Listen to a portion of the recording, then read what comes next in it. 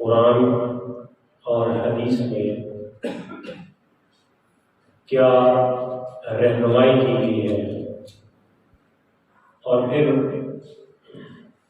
چونکہ امام اور امامت کا لفظ جب آتا ہے تو اس میں 3 چیزیں موضوع بحث آتی ہیں۔ نمبر 1 امام، نمبر 2 مسجد انتظامیہ، اور نمبر 3 مقتدی حضرات۔ یعنی یہ تینوں چیزیں لازم ملزوم ہیں، امام، امامت اور مسجد کمیٹی یا انتظامیہ اور مقتدی۔ جو ہمارے شرعی اصول ہیں، شرعی ضابطے ہیں، شرعی قانون ہیں، اس لحاظ سے امام اور امامت اس کی وضاحت کیا ہے۔ سب سے پہلے امامت اور امام اس شخص کو کہتے ہیں جو مصلح امامت پہ کھڑا ہوتا ہے۔ امام کا عربی لفظ ہے، اردو کا معنی اور اردو کا مفہوم بنتا ہے پیشوا رہنما۔ سمجھ آتی نہیں؟ امام کا عربی لفظ ہے، قرآن میں امام کے لفظ کو کئی مرتبہ استعمال کیا گیا ہے۔ قرآن میں آیات قرآنیہ میں قرآن کے لفظ کو 20 مرتبہ استعمال کیا گیا ہے۔ امام کا مطلب ہوتا ہے جو پیش رو ہو، جو پیشوا ہو اور جو رہنما ہو۔ اور جو امامت ہے، امامت اس کام کو کہتے ہیں جو پیارے آقا نبی صلی اللہ علیہ وآلہ وسلم نے شروع فرمایا، جو آپ نے شروع فرمایا طریقہ کار مبارک، اس کو امامت کہا جاتا ہے۔ جیسے عرف عام میں سمجھانے کے لیے کہتے ہیں کہ فلاں مصلح امامت پہ کھڑا تھا، یا مصلح امامت پہ فلاں فائز ہے۔ تو امامت ایک پیشہ کہہ لیں، ایک شعبہ کہہ لیں، اور امام کہتے ہیں جو اس شعبے سے وابستہ ہو، اس کو امام کہا جاتا ہے۔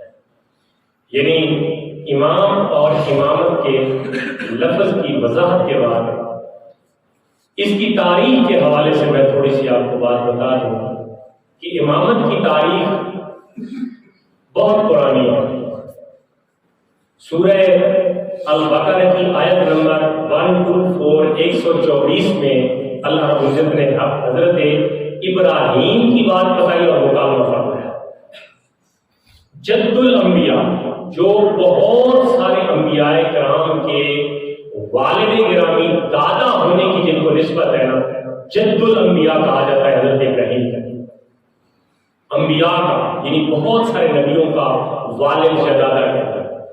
تو ان کے ساتھ جو مکالمہ ہے یا ان کے بارے میں اللہ نے ایک بات نقل فرمایا کہ جب وَإِذِ ابْتَلَىٰ إِبْرَاهِيمَ رَبُّهُ بِكَلِمَاتٍ، جب ابراہیم کے رب نے ابراہیم کو آزمائش میں ڈالا، آزمائش میں ڈالا، حضرت جناب انبیاء کرام علیہ السلام سے اللہ تعالیٰ فوقتاً بہت مشکل کام لیتا ہے، تاکہ جس طرح سونا بھٹی میں جل کر کندن بن جاتا ہے نا، اس طرح اللہ فرماتا ہے کہ جو میرے سب سے قریبی بندے ہیں، برگزیدہ نبی پیغمبر ہیں، وہ اس طرح دنیا میں میں ان کو آزما کر اور اپنے قریب کر دوں گا۔ سو حضرت ابراہیم کو بھی بہت ساری آزمائشیں دی گئی۔ اللہ نے فرمایا وَإِذِ ابْتَلَىٰ إِبْرَاهِيمَ رَبُّهُ بِكَلِمَاتٍ فَأَتَمَّهُنَّ، کہ جب ابراہیم کو اللہ نے بہت ساری آزمائشوں کے اوپر ڈالی تو جناب ابراہیم نے فَأَتَمَّهُنَّ، ساری آزمائشوں میں کامیاب ہو کر دیا۔ بیٹے کی قربانی دی، خود کو آگ میں ڈالا، دولت کی جہاں پہ قربانی ہے، یعنی کہ ابراہیم کی جان، ابراہیم کی مال اور جناب ابراہیم کا سب کچھ مختلف موقعوں پہ اللہ نے آزمایا اور جناب ابراہیم اس آزمائش میں کامیاب ہو گیا۔ اب اللہ تعالیٰ نے اس آزمائش کے متصل بعد اللہ نے فرمایا قال انی جاعلک للناس امام. اللہ فرماتا ہے انی بے شک میں جاعلوں کا تجھے بنانے والا ہوں للناس سے سارے لوگوں کا امام پیشوا. میں تمہیں لوگوں کا پیشوا بنانے والا ہوں، امام بنانے والا ہوں. تو اللہ کے اس برگزیدہ پیغمبر نے برجستہ سوال کر دیا، فرمایا وقال ومن ذریتی، اللہ صرف مجھے امامت دے گا یا میری اولاد میں سے بھی امامت ہوگی؟ امامت ایک خاص قسم کا منصب ہے جو نبوت کے بعد ہے. حضرت امام غزالی رحمۃ اللہ علیہ فرماتے ہیں کہ کل کائنات میں سب سے افضل انبیاء ہے. کون ہے؟ انبیاء کرام افضل انسانوں میں سے جو سب سے بڑا اونچا رتبہ ہے وہ کن کا ہے؟ انبیاء کرام علیہ السلام. اور انبیاء کرام کے بعد جو رتبہ بڑا ہے وہ ہے علماء کرام کا. کن کا؟ علماء کرام کا. حدیث پاک گواہ ہے العلماء ورثۃ الانبیاء، علماء انبیاء کے وارث ہیں. اور انبیاء کے بعد اور علماء کے بعد فرمایا جو امام ہوتے ہیں ان کا رتبہ زیادہ ہوتا ہے. علماء کے بعد امام کا رتبہ وہ زیادہ ہوتا ہے. اب آپ کہیں گے بیچ میں پیر تو نکل گئے، پیر بھی تو ایک شعبہ سمجھو کہہ لیں، ان کا تو رتبہ ہی نہیں ہے. تو بھائی بیسیکلی بنیادی طور پہ پیر یا شیخ وہی بندہ کہلا سکتا ہے جو دین کا عالم ہوتا ہے، جو ظاہری طور پہ بھی لوگوں کی علم کی جو پیاس ہے وہ بجھاتا ہے اور باطنی طور پہ لوگوں کی پاکیزگی کا بندوبست بھی کرتا ہے. یعنی ظاہر و باطن کو صاف کرنے والا پیر کہلاتا ہے. اور شومی قسمت ہمارے اندر تو ہر چوتھے گھر میں پیر ہے. پتہ نہیں ہے کس قسم کا وہ بات کی بات ہے، لیکن بدقسمتی ہمارے ہاں یہ ہے کہ ہر چوتھے گھر میں پیر صاحب ہے اور ہر دوسرا بھائی مفتی ہے. ہر چوتھے گھر پیر صاحب ہے اور ہر دوسرا بھائی مفتی ہے. یعنی علم شریعت اور علم تصوف، یہ اب ایک نئی بات ہے. علم شریعت اور علم تصوف کا جو مرکب ہوتا ہے نا وہ پیر میں ہوتا ہے. پیر خالی کھلی کوئی نہیں ہوتی. پیر کے موضوع کا پھر کبھی میں انشاءاللہ بات کروں گا. پیر کے حوالے سے پیر کی مطلب کون بندہ پیر بن سکتا ہے، کس کو اللہ تعالیٰ نے یہ اتھارٹی دی ہے کہ وہ پیر کہلوا. بہرحال بیسیکلی علم والا بندہ پیر بھی ہوتا ہے. عورتوں سے ٹانگیں دبوانے والا، ہاں عورتوں سے مکھیاں بنوانے والا، اور عورتوں کا ہی پیر نہیں ہوتا، وہ جاہل اجہل ہوتا ہے جس کو اللہ بھی بنا کرے اللہ کا رسول بھی بنا کرے. یہ کون سا 14ویں صدی کا پیر ہے جو کہے کہ جی میرے لیے ساری چیزیں جائز ہے؟ بھائی اللہ اور اس کے رسول نے راستے متعین کی ہے نا. اور کون ہے دنیا میں ایسا طاقتور انسان جو شریعت کو بدل دے؟ کوئی ایسا طاقتور انسان نہیں ہے جو شریعت کو بدل دے. فرمایا پڑھنے والی رابعہ بصری ہو اور پڑھانے والا امام احمد بن حنبل ہو یا حضرت حسن بصری ہو اور بیٹھے مطاف میں کعبہ کے سامنے ہو، لیکن پھر بھی جائز نہیں ہوتا. یار کبھی غور کرو ان باتوں پر. لوگ کہتے ہیں کہ تم ایسے ہی یار لگے رہتے ہو، ایسی باتیں کرتے ہو، روایتی انداز میں تقریریں کرتے ہو. ہم روایتی انداز میں نہیں کرتے، آپ کو سمجھا رہے ہیں کہ پیر کے لیے پہچان پیدا کرو. بہرحال یہ تین لوگ حضرت امام غزالی فرماتے ہیں احیاء العلوم میں کہ یہ تین لوگوں کا مرتبہ دیکھیں، پہلے نبی، پھر اولیاء علماء اور اس کے بعد کون ہے؟ امام. احیاء العلوم میں حضرت امام غزالی بہت بڑے فلسفی اور بہت بڑے شاعر محدث اور بہت بڑے عالم گزرے ہیں. وہ فرماتے ہیں کہ امام وہ مقدس ہستی ہوتی ہے جو انبیاء اور علماء کے بعد تیسرے نمبر پہ درجے میں جاتا ہے. دوسری جگہ اللہ تعالیٰ نقل فرماتے ہیں سورہ فرقان میں اللہ تعالیٰ فرماتے ہیں کیا کہ والذین یقولون ربنا هب لنا من ازواجنا وذرریاتنا قرۃ اعین واجعلنا للمتقین اماما. آخری لفظ کے میں ترجمہ کر دیتا ہوں کیونکہ بات بہت ساری سمجھانی ہے تو رہ جائے گی. کہ فرمایا کہ وہ لوگ جو دعائیں کرتے ہیں کس بات کی کہ اے اللہ ہمیں متقین لوگوں کا امام بنا، پرہیزگار لوگوں کا امام بنا. اب اگلی صف پہ آ جائیں. اگلی صف آپ یہ اگلی صف پہ جگہ خالی نہیں ہونی چاہیے. اگلی صف پہ تو مطلب اللہ تبارک و تعالیٰ نے یہ فرمایا کہ دعا مانگنے والے دعا کیا مانگتے ہیں؟ اے اللہ ہمیں متقین نیک لوگوں کا امام بنا. تو امام بننا یہ بہت بڑی فضیلت کا کام ہے، بہت بڑی فضیلت ہے امام بننا. اور پھر امامت کے لیے شرائط بھی ہے. امام کیسا ہونا چاہیے؟ شرط یہ ہے کہ امام مسلمان ہو، امام عقل مند ہو، عاقل جس کو کہتے ہیں، امام بالغ ہو. چھوٹا بچہ امام نہیں بن سکتا. امام جو ہے وہ اچھی قرات کر سکتا ہو، اور امام شرعی عذر سے پاک ہو. یعنی وہ یہ نہیں کہ اشاروں سے نماز پڑھنے والا ہو اور پیچھے جو ہے وہ صحیح سالم ہو. تو شرعی عذر سے پاک ہو، عقل مند، بالغ. اور تیسری جو شرط ہے، چوتھی، وہ ہے مرد ہو. عورت امام نہیں بن سکتا. ہمارے یہاں اس دور میں عورتیں بھی امام بن گئی ہیں، وہ تراویح شروع کروا دی اور کسی نے جناب صلاۃ التسبیح. عورت امام نہیں بن سکتی، مرد امام بن سکتا ہے، عورت نہیں بن سکتی. عورت مرد کی اتباع کر سکتی ہے، پیروی کر سکتی ہے، امام عورت نہیں بن سکتی. یہ تو ہے کہ وہ شخص جو امام ہو، اس کے امام بننے کے لیے جو شرعی قیود ہے یا شرائط ہے وہ کیا کہتا ہے. عقل مند ہو، مسلمان ہو، بالغ ہو، مرد ہو، شرعی عذر اس میں کوئی نہ ہو اور معذوری کوئی نہ ہو، اور اس کے بعد وہ قرات اچھی کر سکتا ہو، وہ شخص امام بن سکتا ہے.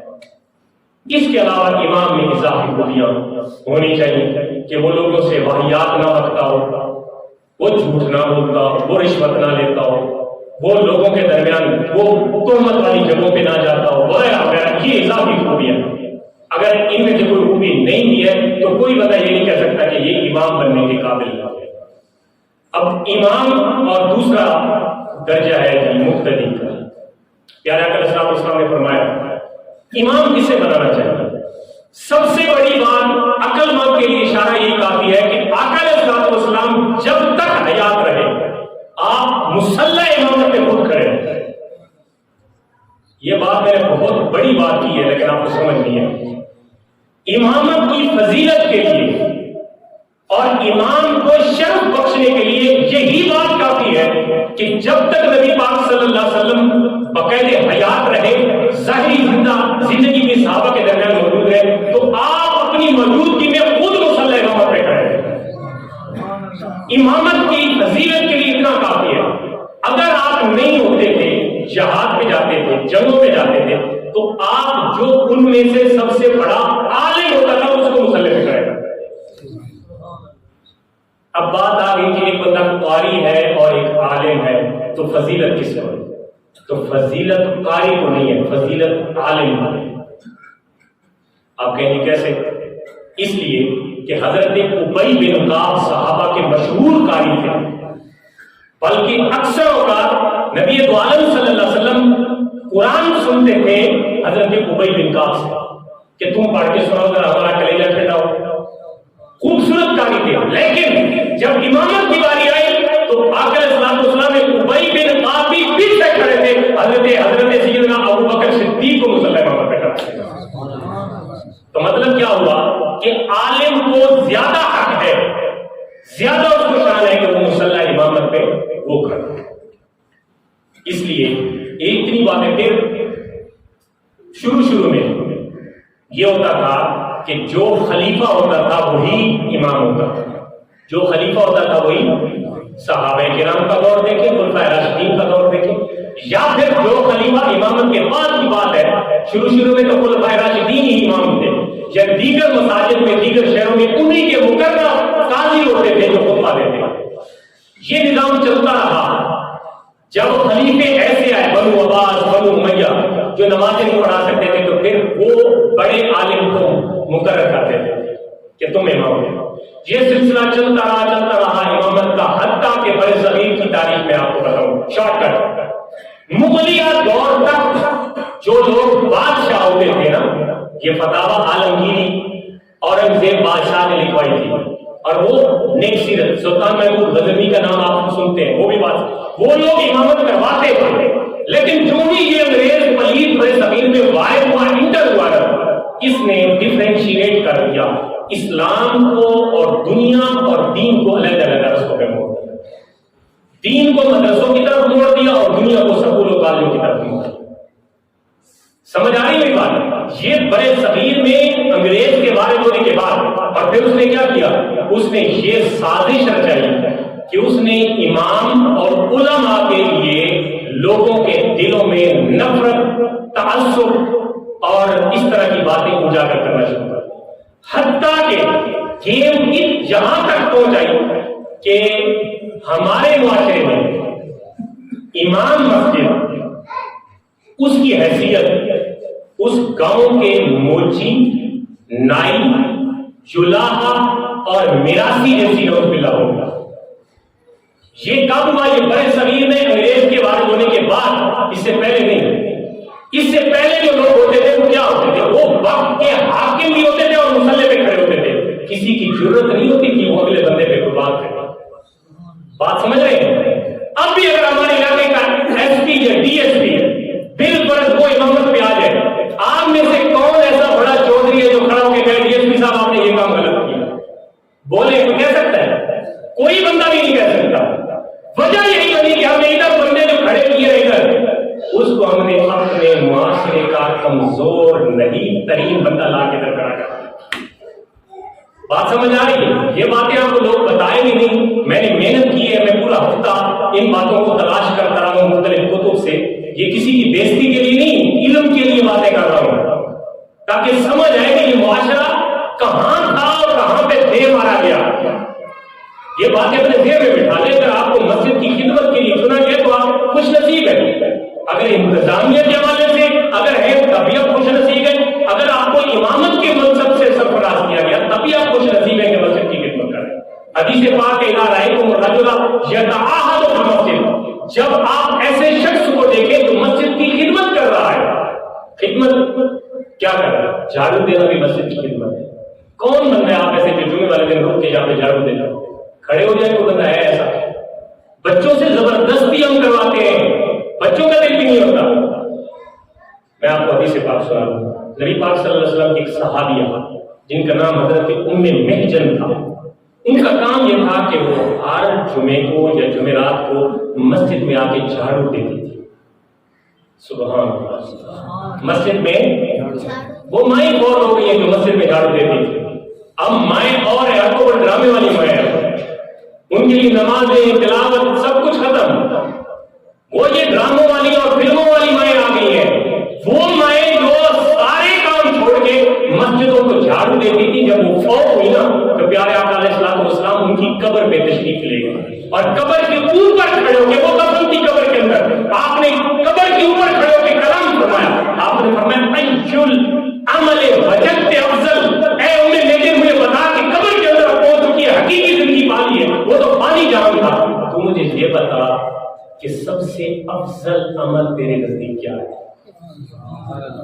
کس اجر سے تجھے جو ہے نا زیادہ مزہ ہے، کس عمل سے؟ تو وہ قبر کے اندر سے بولتی ہے. اب کام والوں کو سنائی دیتا ہے، کان والوں کو سنائی دیتا ہے، عام بندوں کو سنائی نہیں دیتا. قبر والے بھی بولتے ہیں. تو وہ کہتی ہے میں نے جو افضل جو عمل کیے، ظاہر نبی پاک کے دور کی ماں تھی اور عورت بھی تھی، تو ہم اس کے بارے میں کیا گمان کر سکتے ہیں؟ صحابیہ تھی اور بھی تو اچھے اچھے عمل کیے ہوں گے، لیکن وہ فرماتی ہے کہ مسجد میں جو میں جھاڑو دیتی تھی تو سب سے افضل عمل یہی تھا.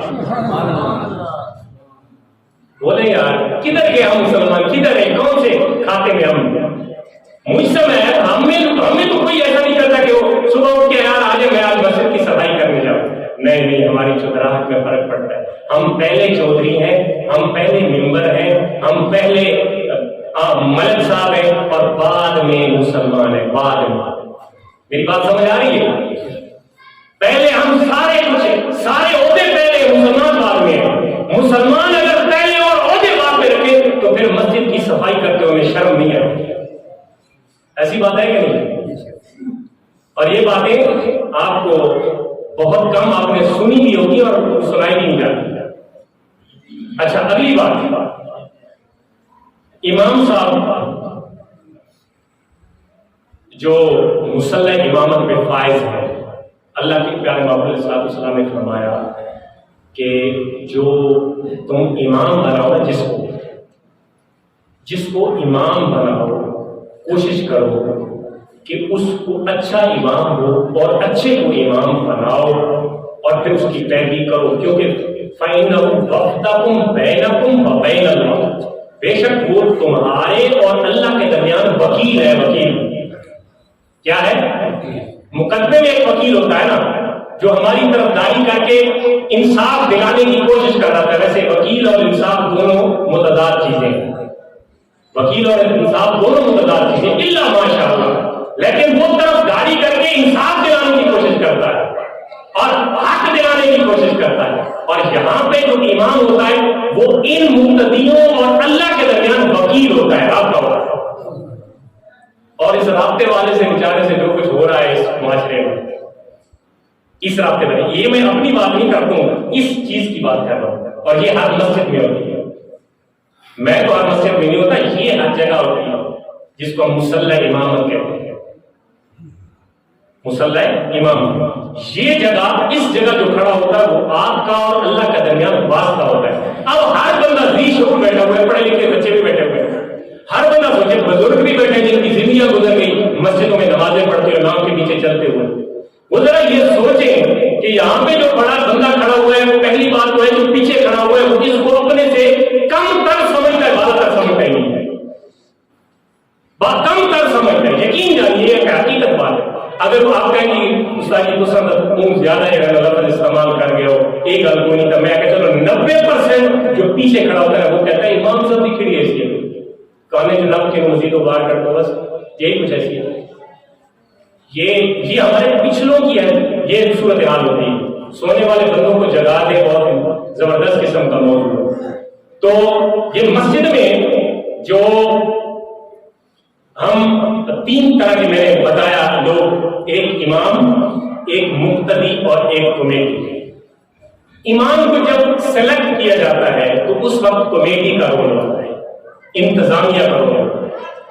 امام کو جب سلیکٹ کیا جاتا ہے تو انتظامیہ کا رول ہوتا ہے کہ وہ کس طرح کا امام رکھنا چاہتے ہیں۔ لوگ لائن میں آتے ہیں، مختلف علماء انٹرویو دیتے ہیں، اور پھر انٹرویو کے بعد وہ انتظامیہ کسی کو امامت کا سرٹیفکیٹ دے کے جا کے کھڑا کرتا ہے۔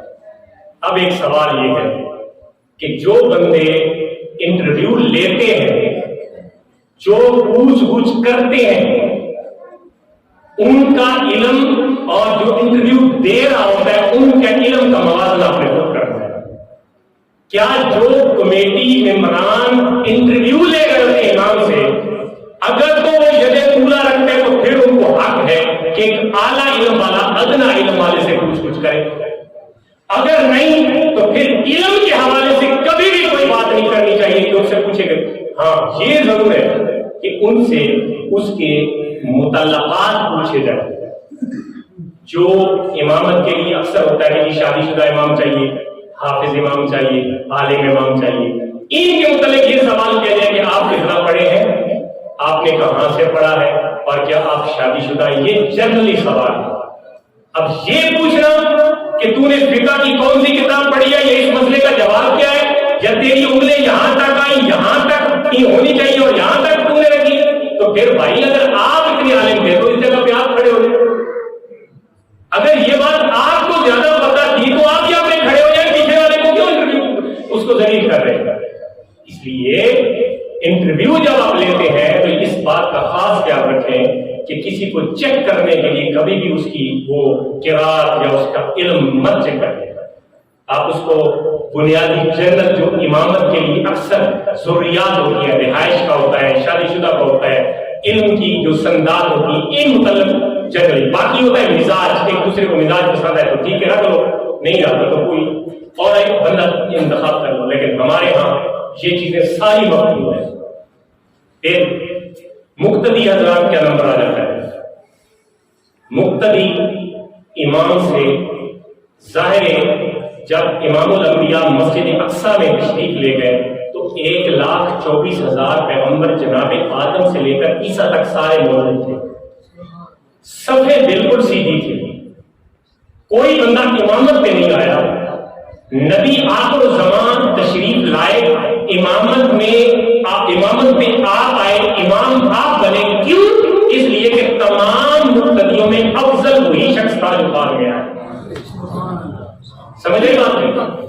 اگر مقتدی بزام خیش یہ سمجھے کہ امام صاحب کو کیا پتا یہ تو جاہل ہے، تو پھر بھائی امام افضل نہیں ہے، پھر آپ افضل ہیں، پھر افضلیت کی بنیاد پہ آپ کو امامت کروانی چاہیے۔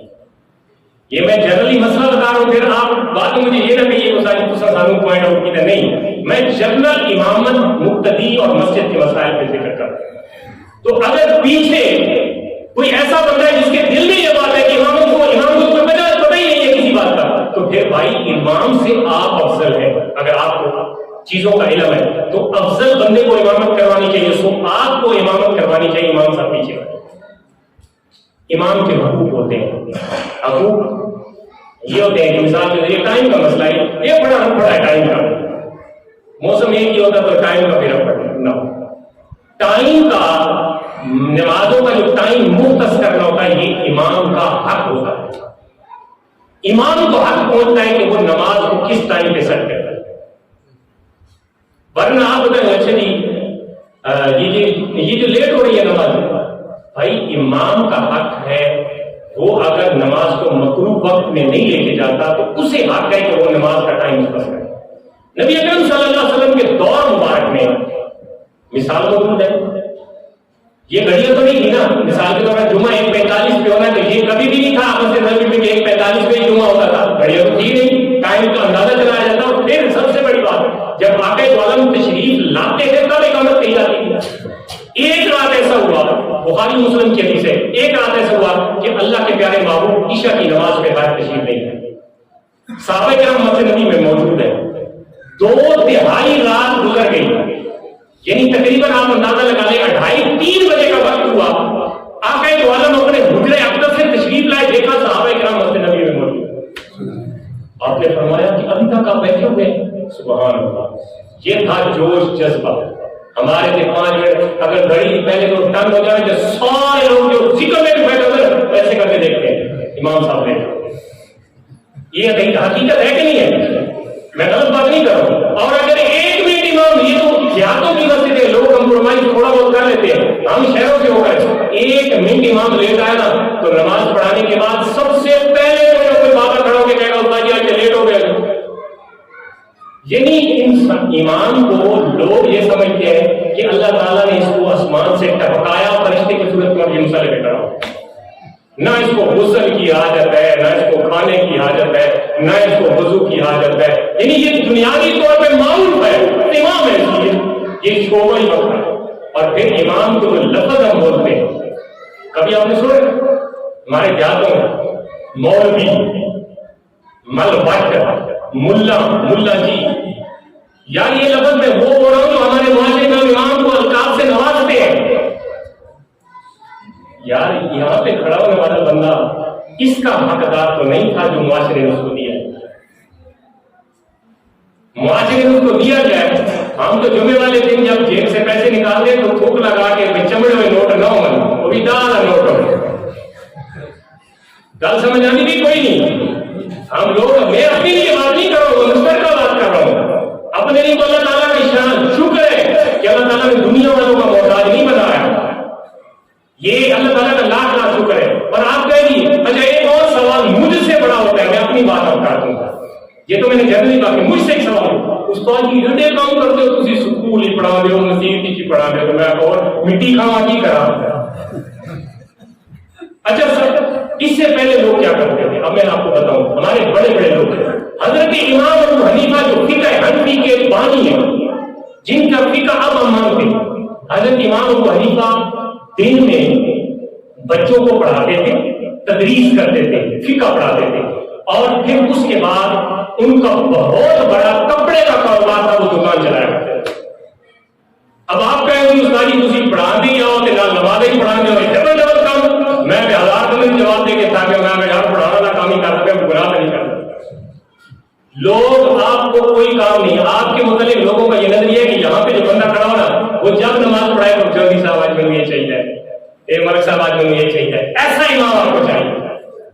معاشرے میں یقین جانے ایسا امام والے لوگوں کو چاہیے جو ہر وقت ایسے کرتا ہو، اس کی فقیرانہ سسٹم ہو، وہ کپڑے پھٹے پرانے پاس پہن کے آئے، وہ ہر وقت کسی نہ کسی چوٹی کے سامنے ہاتھ پھیلا کے مانگ رہا ہو، یہ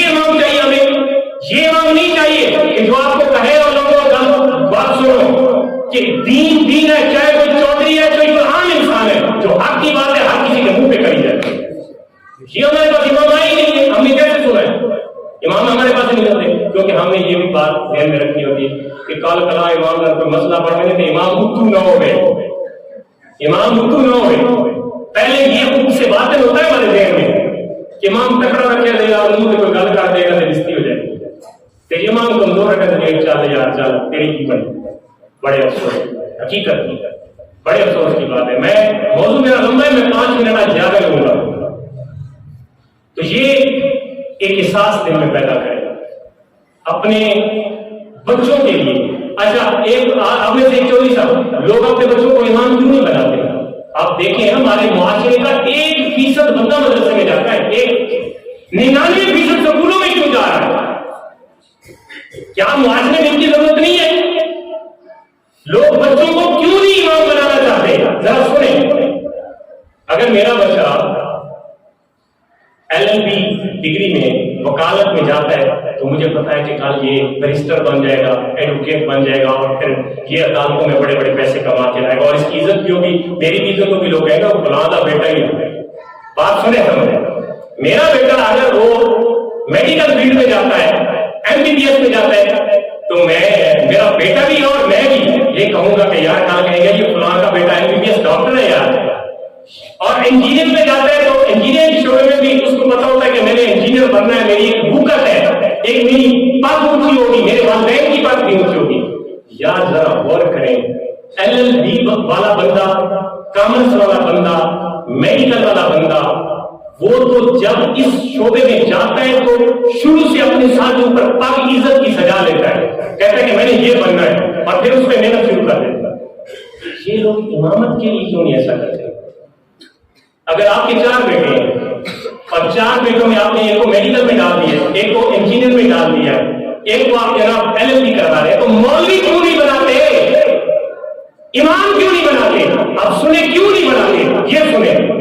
اس لیے امام نہیں بناتے کہ آپ کو اس جگہ کی حکم آپ کے ذہن میں بھی نہیں ہے، اور اس جگہ کی قدر و قیمت بھی آپ کے دل میں نہیں ہے. آپ یہ نہیں چاہتے کہ میرا بیٹا کھڑا ہو جس طرح میں مولوی کے ساتھ سلوک کرتا ہوں، میرے بیٹے کے ساتھ یہ سب سلوک کروں. غلط بات یہ ہے. اس لیے آپ لوگ اپنے بچوں کو امام نہیں بناتے، کیونکہ آپ کو پتا ہے کہ جو مولوی صاحب کے ساتھ کر رہے ہیں نا، کل ہماری اولاد کے ساتھ بھی لوگ ایسے ہی کریں گے. اگر یہ نہ ہوتا تو ہر دوسرا بندہ اپنے بچوں کو عالم بناتا، امام صاحب بناتا. یہ درد دل کی میں نے یہ آخری بات کی ہے. اپنے بچوں کو آپ دیگر فیلڈ میں طرح امتیاز کے لیے لے جاتے ہیں، بڑی پگ کے لیے لے جاتے ہیں، لیکن امام اس لیے نہیں بناتے کہ آپ کو پتہ ہے آپ جس معاشرے میں رہ رہے ہیں اس معاشرے کا طریقہ وتیرہ، اس معاشرے کا یہ ستم ظریفی ہے کہ وہ مولوی کو کک سمجھتے ہیں، کک. اور ایک مولوی کہتا ہے، ایک بندے کا عالم میں نے سننا پیا، اور ایک مولوی صاحب تو بیچارہ محلے کی مشترکہ زنانی ہوتی ہے. یہ اس لیے کہ ادھروں آیا ایک انہیں بھی سنا دیتی، ادھروں آیا ایک انہیں بھی سنا دیتی، سامنے آیا انہیں بھی سنا دیتی. سب کی برداشت کرنی، بیچارہ بے روزگار ہے یہاں پہ بیٹھا ہوا. آپ اس سے پہلے، اب سب لوگ اس سے پہلے جتنی امام گزرے نا ان کے بارے میں اپنے ذہن میں سارا نقشہ دہرائے کہ کیا ہوتا تھا. اس لیے لوگ مجبور ہو کے یہاں پہ بیٹھے رہتے تھے. اور دین اتنا سستا نہیں ہے، جو نہیں سننا چاہتا نہ سنے. ٹھیک ہے، کوئی اور بندہ لیا. دین اتنا سستا نہیں ہے کہ مطلب گلی والے کو جاتے ہو. ہاں، امام کو خوب روبی اور خوبصورت شکل بھی ہونی چاہیے اور خوبصورت سیرت بھی ہونی چاہیے. لوگ اس کی بات کو سنیں، اس کے قائم کرنے پہ لوگ مسجدوں میں آئیں. اس طرح کوئی امام نہیں ہونا چاہیے کہ لوگ دیکھو بھائی یہ تو استاد اللہ کے رستہ بدل رہا. ایسا امام بھی نہیں چاہیے جو لوگوں کو اپنی طرف اٹریکٹ نہ کر سکے، لوگوں کو بلا نہ سکے. یہ امام کی ذاتی خوبیاں. اور مقتدیوں کی ذاتی خوبیاں یہ ہے کہ میں تو بچے کو 10 روپے دیتا ہوں تو بچہ نہیں لیتا، کہتا 20 دے دو، لیکن امام صاحب 10 منٹ گزارا چلا دیتے ہیں. اور بات سنیں، یہ جو مسجدوں کی آبادی ہوتی ہے، چاہے آپ اس کو سونے کی بنا دیں نا، سونے کی، اور انتظامیہ خود بڑی بڑی کاروں کوٹھیوں پہ سفر کرے بے شک، اور مسجد سونی کیوں، لیکن امام اگر آپ نے ایسا رکھا ہے کہ جس کے قریب کوئی نہیں آنا چاہتا تو آپ کی مسجد ویران ہے. امام کے سر پہ مسجد آباد ہوتی ہے، یہ آپ کو پتا ہونا چاہیے. میں کاٹھموڑ پہ 4-5 سال میں نے جمعہ پڑھایا. میں جب گیا تھا تو 3 صفحے ہوتی تھی، اور الحمدللہ اللہ کا لاکھ لاکھ شکر ہے، زبان میں تاثیر وہی پیدا کرتا ہے ہم الفاظ بیان کرتے ہیں. جب میں چھوڑ کے آیا تو 12 صفحے ہوتی ہیں. مسجد کی جہاں پہ آمدن وہاں پہ میرے جانے سے پہلے 1500 ہوتی تھی، جب میں چھوڑ کے آیا تو مسجد کی آمدن 7,000-8,000 ہوتی ہے. تو مطلب یہ ہے کہ میرا کمال نہیں ہے، میرا صرف بات کرو کہ امام کے ساتھ مسجدیں خوبصورت بھی بنتی ہیں اور آواز بھی ہوتی ہے، اور امام کے ساتھ رویہ جب لوگ دل برداشت کا ہو کہ امام چھوڑ دیتے ہیں. میرا ایک جاننے والا ہے، میں نے اس کے بیٹے کو جب وہ 8ویں کہا گیا تو میں نے کہا یار 8ویں کے پاس ہو گیا تو آپ اس کو عالم بنائیں. اب اس کے الفاظ کے ساتھ میں اپنی گفتگو ختم کرتا ہوں. اس کو میں نے کہا یار تیرا بیٹا 8ویں پڑھ گیا، اب 8ویں کے بعد اس کو عالم بنا لے یا حافظ کر لے. اس نے کہا اب وہ خود پروفیسر ٹائپ مولوی ہے، جدید مولوی جس کو کہتے ہیں. تو اس نے کہا میں اپنے بچے کو عالم بھی بناؤں گا، حافظ بھی بناؤں گا، لیکن مولوی نہیں بناؤں گا.